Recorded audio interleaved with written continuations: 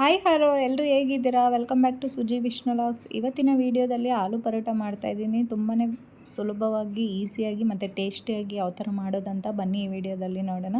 Please ನನ್ನ ಚಾನಲ್ನ ಯಾರೆಲ್ಲ ಹೊಸ್ದಾಗಿ ನೋಡ್ತಾ ಇದ್ದೀರಾ ಸಬ್ಸ್ಕ್ರೈಬ್ ಮಾಡ್ಕೊಂಡು ಈ ವಿಡಿಯೋ ಪೂರ್ತಿಯಾಗಿ ನೋಡಿ. ನಿಮ್ಗೇನಾದ್ರು ಇಷ್ಟ ಆದರೆ ಒಂದು ಲೈಕ್ ಮಾಡಿ, ನೀವು ಟ್ರೈ ಮಾಡಿ ಕಮೆಂಟಲ್ಲಿ ತಿಳಿಸಿ. ಫಸ್ಟು ನಾನು 1/4 kg ಗೋಧಿ ಹಸಿಟ್ಟನ್ನ ತೊಗೊಂಡಿದ್ದೀನಿ. ಅದಕ್ಕೆ ಒಂದು 1/4 ಸ್ಪೂನ್ ಉಪ್ಪು, ಒಂದು 1/4 ಸ್ಪೂನ್ ಅಜ್ವಾನ ಸೇರಿಸ್ಕೊತಾ ಇದ್ದೀನಿ, ಅಂದರೆ ಓಂಕಾಳು. ಇದು ಸೇರಿಸೋದ್ರಿಂದ ಗ್ಯಾಸ್ಟ್ರಿಕ್ ಪ್ರಾಬ್ಲಮ್ ಆಗೋಲ್ಲ ಮತ್ತು ಡೈಜೆಷನು ಬೇಗ ಆಗುತ್ತೆ.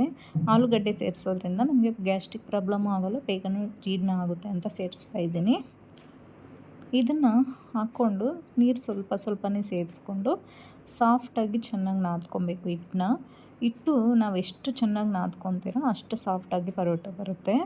ಇದಕ್ಕೆ ಎಣ್ಣೆ ಸ್ವಲ್ಪ ಸ್ವಲ್ಪ ಸೇರಿಸ್ಕೊಂಡು ಚೆನ್ನಾಗಿ ನಾದ್ಕೊಬೇಕು. ಒಂದು 20 ನಿಮಿಷ ಹಾಗೆ ಇಟ್ಬಿಡಬೇಕು.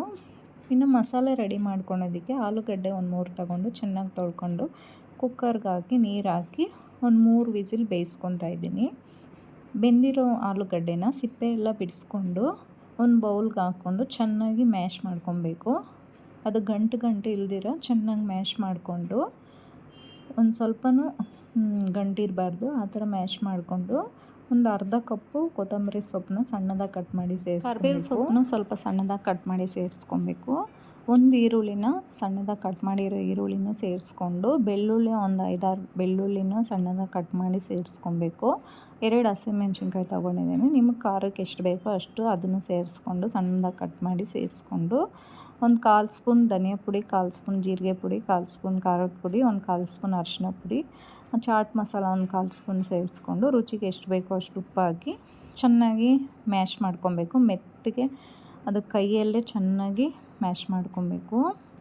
ಇದು ಮ್ಯಾಶ್ ಆದಮೇಲೆ ನಾವು ಎಷ್ಟು ಬೇಕೋ ಅಷ್ಟು ಉಂಡೆ ಮಾಡಿ ಇಟ್ಕೊಂಡ್ಬಿಡ್ಬೇಕು.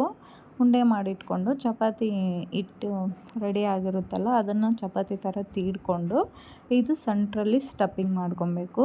ಮಾಡಿಕೊಂಡು 2 ಕಡೆ ಎಣ್ಣೆ, ತುಪ್ಪ, ಬಟ್ರು ಯಾವುದ್ರಲ್ಲಾದ್ರೂ ಫ್ರೈ ಮಾಡ್ಕೊಬೇಕು.